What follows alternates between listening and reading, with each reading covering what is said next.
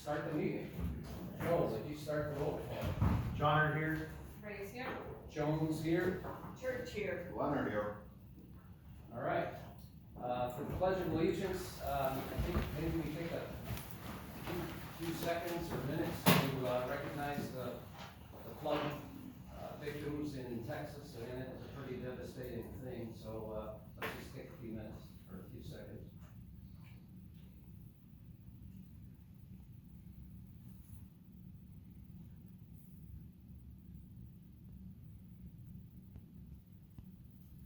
Okay.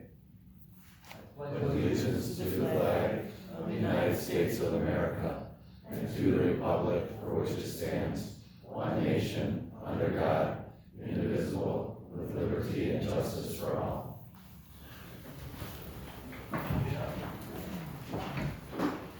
Okay, we have our first new meeting agenda with the consent agenda, and so we're gonna need a motion to approve the agenda Joe. as presented. Sorry, number 4. Yeah. Oh, did I miss something? I'm sorry. He's on number 3. Oh, okay, I'm sorry. Yeah, I'll make the motion to approve the agenda as presented. Second. okay, all in favor? Aye. Opposed? Motion carries.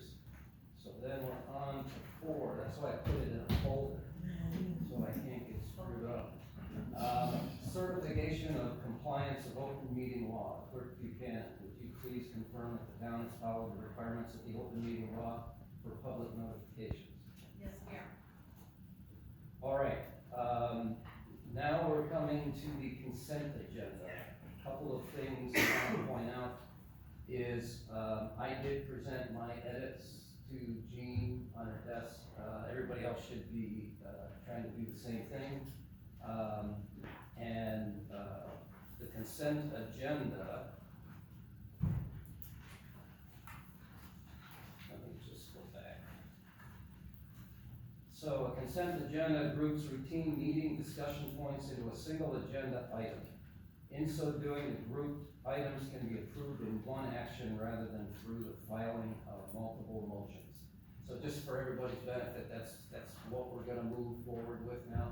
So, you have a motion to, approve the agenda. Do we have a second? Maybe recognize. Yes. The edits, if they were on the minutes, if it's anything other than grammatical, perhaps they should be taken out of the consent agenda until all of the edits are approved Oh, by the board. mine were grammatical. Okay, then I don't think that. Anybody else have more than grammatical?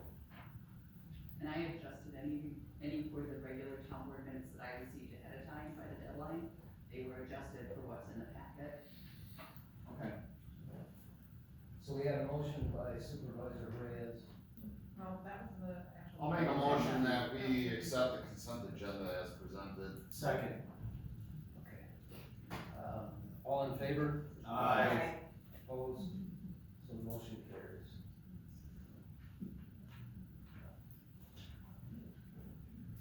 So, clerk treasurer report. Treasury report for June 2025. Total receipts for our general checking account were $25,802.61. Transfers for June were $655,298.50. Interest earned was $386.43. Balance as of May 31st was $27,457.69. Total funds for June were $708,945.24.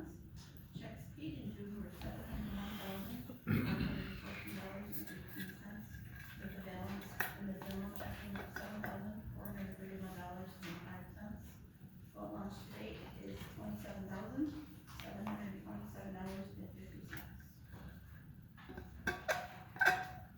So, do you have any questions by anybody?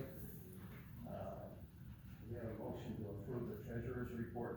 Motion to approve the treasurer's report as presented. Second. Any discussion? All in favor? Aye. Opposed?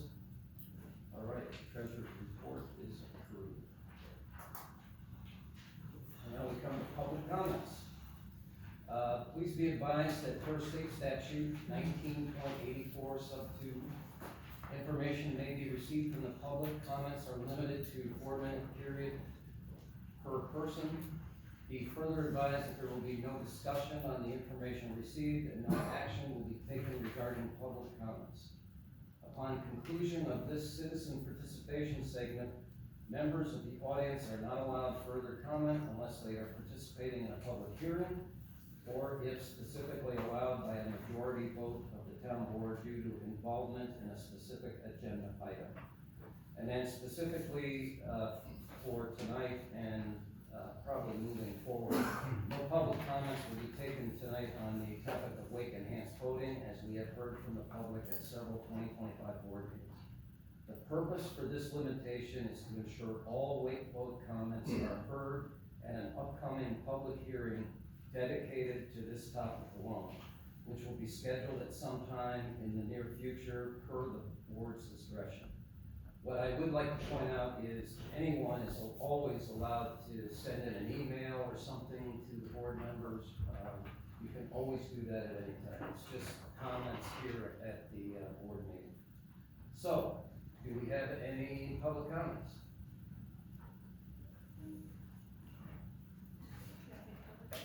You have to state your name and address. Okay, my name is Amanda Busanica. My address is 2822 Lakeview Drive. I'm Spell here. your last name, please. Sure. HUSEONICA. You're welcome. I'm here to raise a concern that I believe affects many community members, and that's the lack of availability for public shore fishing on Lake Beulah. I have an 11-year-old son who absolutely loves to fish. We live not far from the Wilmers Point boat launch, public boat launch. And he's tried to fish there a few times. Fortunately, has been told he can't fish there. The reason being me coming here is that I feel like Lake Beulah is intended to be shared by everyone, not just people who live on the lake, who own a boat, or can rent a boat. There's not a lot of places for young individuals to fish in East Troy in general. So I just am respectfully urging the board to explore options to kind of improve the availability for young individuals and people without boats or the option to live on a lake to be able to use it for that purpose. Thank you.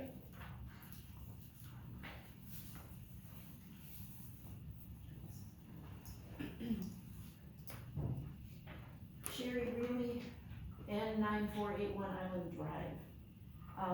I'm just here to voice some concerns about the policing on Lake Beulah, especially on the 4th of July weekend.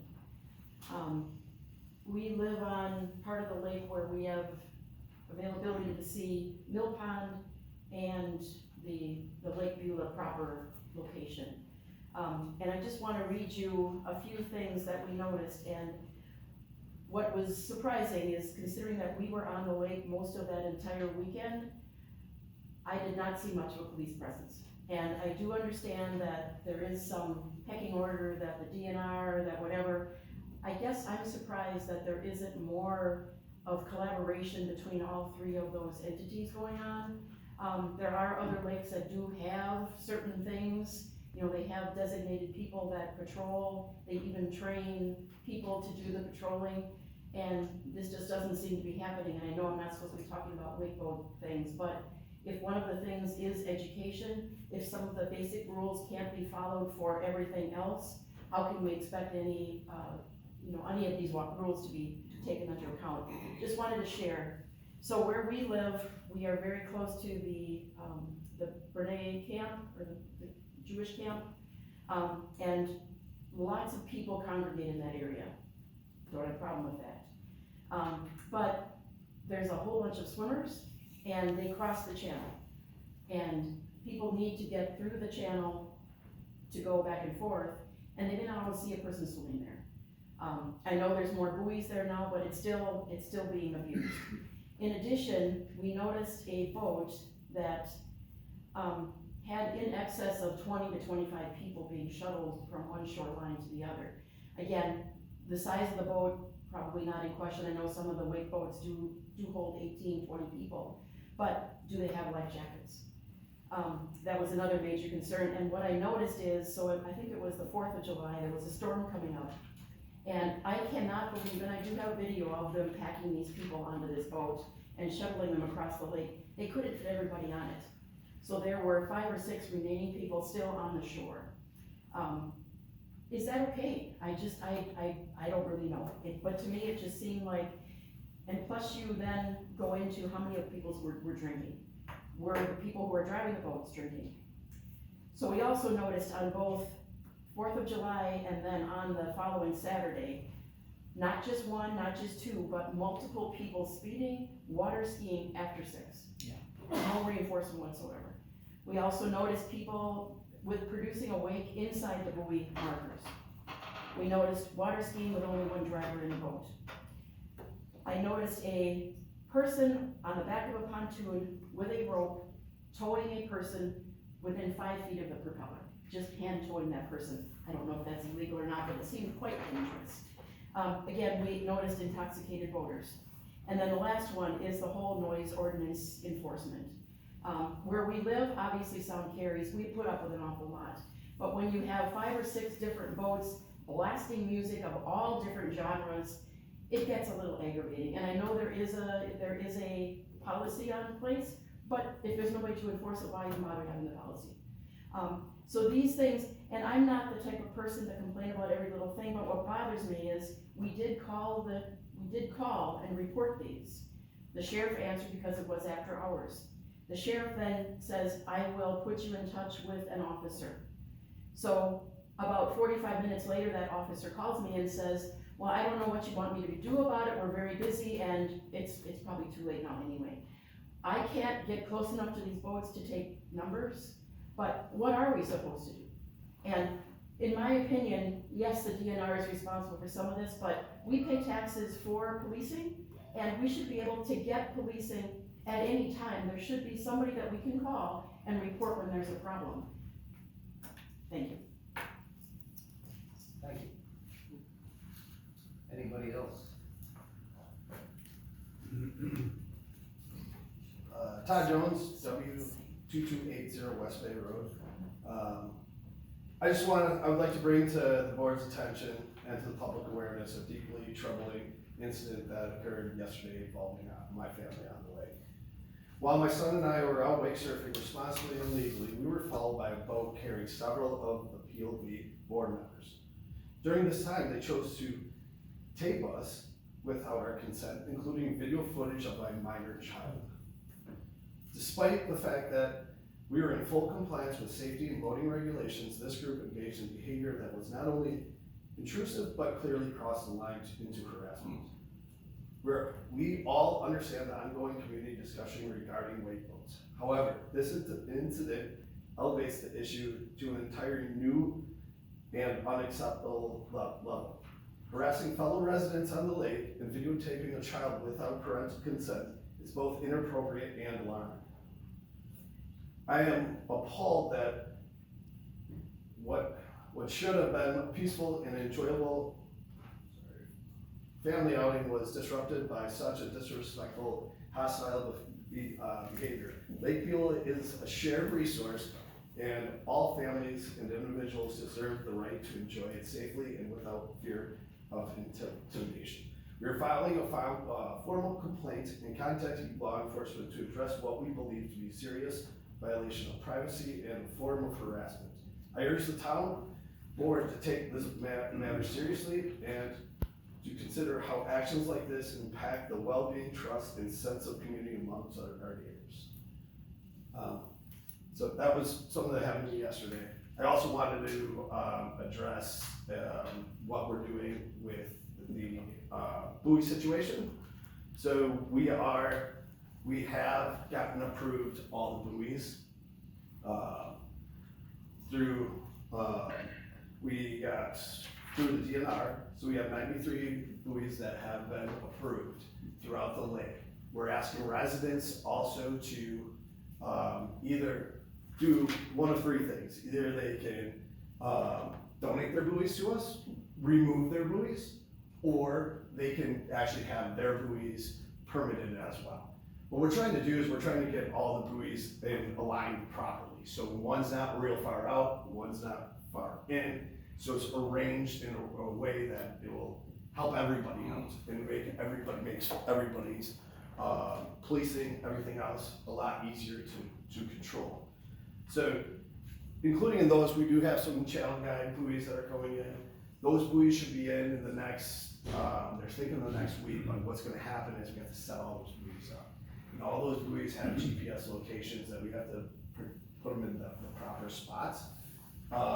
The process of actually getting them through the DNR went a lot quicker than we ever would have thought, which is great, because that means we're gonna set the buoys out, and if one they don't make sense where they are, it's gonna be easy for us to move them wherever it does make sense. So on average, buoys are gonna be 200 feet offshore, and then 500 feet in between the buoys on average. And there's some areas that there's gonna be channels that buoys are gonna be close together, that we've moved a little bit further apart just to make it so it's more navigable. Yeah, that's about all I have. Thanks. Thank you. That makes us fair.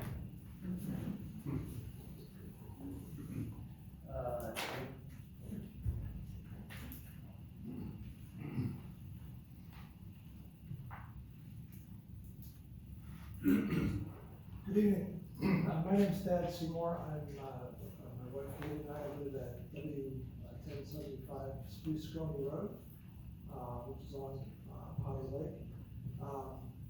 We moved just a couple of years ago, and one of the reasons we moved here was we were thrilled to see the active district that was caring about the safety of the lake and the quality of the lake.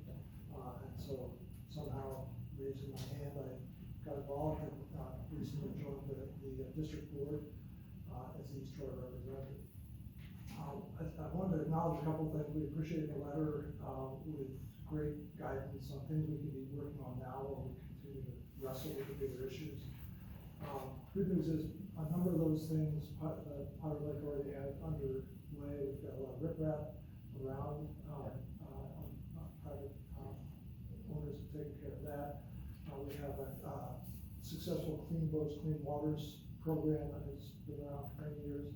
And I also want to speak to buoys, and we should share as much information as possible. So we've actually had buoys, my understanding is since the 1980s on the lake. We today have each year very slightly, but between 30 and 34 buoys that are placed out. We contract their placement out.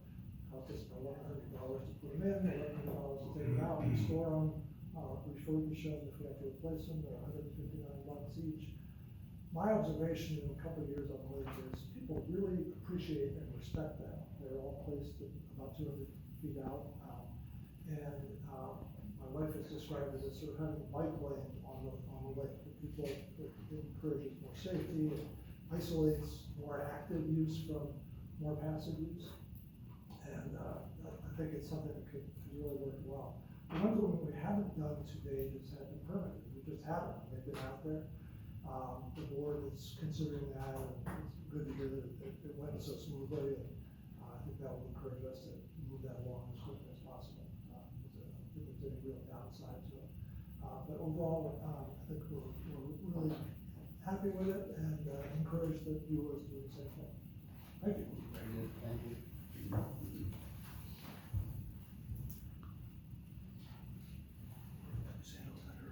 Is this right?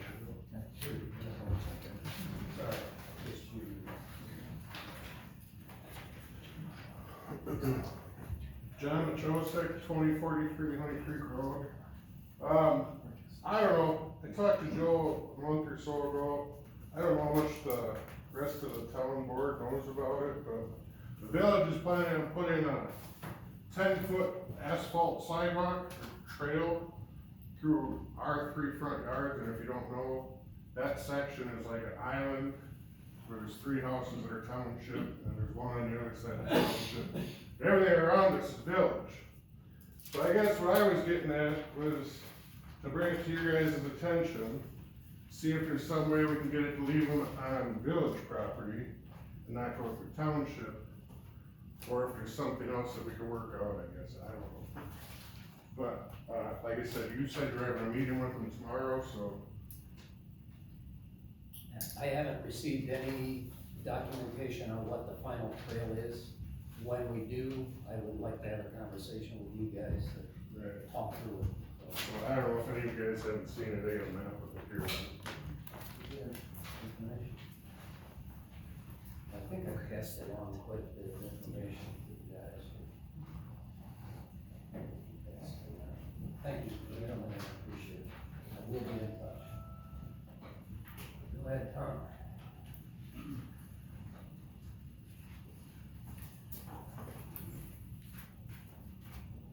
Tom Dana Bogart, W 2035 Beulah Heights Road. I apologize for what had happened. I'm going to give you the full explanation. We all know that there was an article that was published on Sunday in the Milwaukee Journal. At 11 o'clock, I got a phone call from a journalist from the Wall Street Journal who said that he had heard that Protect Lake Beulah had been doing some testing and he wanted to understand what that was and better understand the wake boating on Lake Beulah. So he asked if we would take him out and show him the lake, and that's what we did. Protect Lake Beulah does not take pictures or images of wake boats out on the lake, and it was no one from our organization that took that video.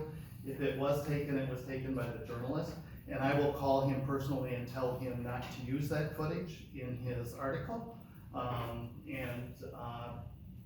Again, for him, it was an educational, wanting to learn about what is happening here on Lake Beulah. So that is fully what had happened.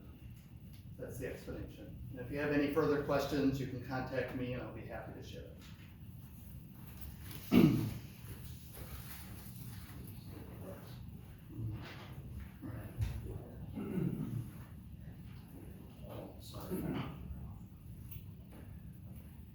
Brian Fonz, and 8680 Wilmersville Road, and I was just gonna follow up on what Tom was saying. I want to address what happened yesterday, and what Tom explained is what happened. We had a journalist on the boat, and the journalists do what they do, they interview us, they take pictures, and no one from PLB would do that, and didn't do that. And I think Tom said we were calling them to do that, so just wanted to clarify that. No, we would never do that. And the journalist clearly was interested in, Lake Beulah, and we took them out for a ride, and it's basically, how this all came out, so. But I just wanted to clarify with you, okay, just to make sure that, that wouldn't be us. Thank you. But he was on your boat.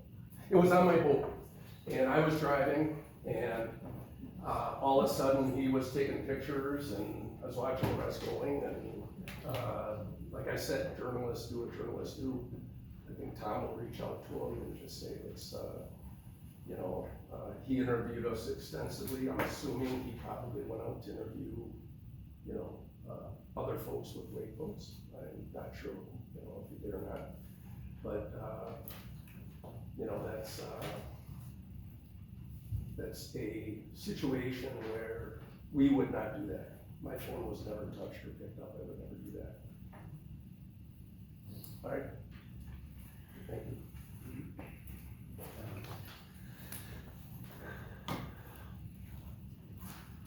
I'd like to bring up, Phil, North 8831 Stearns Bridge Road.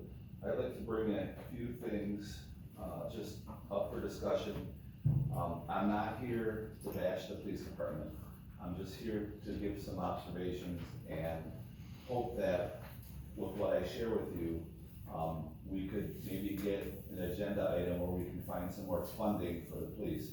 I don't find fault in the police, because if you don't have money in the budget, you can't put a body on the boat. But I know in years gone past, when we had our own officers that worked their regular shift and they landed on a boat patrol day, we never had issues with keeping the boat stocked and going. I understand they would end up out there probably a lot of times at overtime. Pay the guys, let them eat, let them do what they gotta do, but we need to protect the lake. Now, on the July 4th weekend, I was out there, and I was overtaken. I was just cruising around 2-3 miles an hour, just putting, listening to the radio, looking around, and I was overtaken 6 or 7 times by a boat within 20 to 50 feet from me. And these people that are operating these boats, a lot of them don't realize that when you go a third throttle, you're in a bow fashion, you're just making all kind of waves and havoc. If you jump up on a plane, you don't make a big wave, or if you go slow, you won't make a big wave. So I'm hoping that we can get some funding for the police somewhere. I don't care where it comes from, but just get some bodies out there and let's get control of our lake. Because I was also on the lake yesterday, and I was out till about 9 o'clock, 8:30, 9 o'clock, and I'm putting along, me and a few people on the boat, and I have 4 pictures on my phone that are date stamped and timed, and this particular one here was 7:20, or July 13, 2025, 7:12 p.m., and you can see this guy's rooster tailing right across the lake. Yeah, and then the next one I took, I was like, this is out of control out here. We gotta document it, we gotta come to the board and ask you guys to find some money. You know, I've been in a lot of these meetings, and I remember Kim mentioning one time that the town's got $60 million worth of borrowing power. So let's get some money somewhere and get the cops to patrol the lake. So that's all I'm saying. And if anyone wants to see these pictures, I'm more than happy to share them. Thank you. Anybody else? Now that funding is, being brought up, again, I'm gonna emphasize this, I don't think people realize that our lake management district, Carla Georgie, Giorgi, North 8590 Sturgis Bridge Road. Talking about funding, people have to, again, I think be reminded that our lake management district has, spent money on suing the town board, and also now we are going to sue the, county for, getting rezoned, Fred's Tap, and also, not Fred's, across the street, and also for conditional use. All that money that they've wasted, and I could be wrong, but I believe they've sued over the years at least 8 times, and maybe, I think they won one very small little thing. So all that money that they are wasting, they could, make an effort and use that to support our police force in making our lakes safe. And I was out, on the 5th, I've been out here for 25 years, and like you, it was crazy. And again, last night, these speedboats, it was, at least an hour past no wake, and they were just flying across the lake. That was a lot of money they missed on tickets, and that again could fund them because of all the tickets they could have written for the safety purposes. Thank you. Anybody else?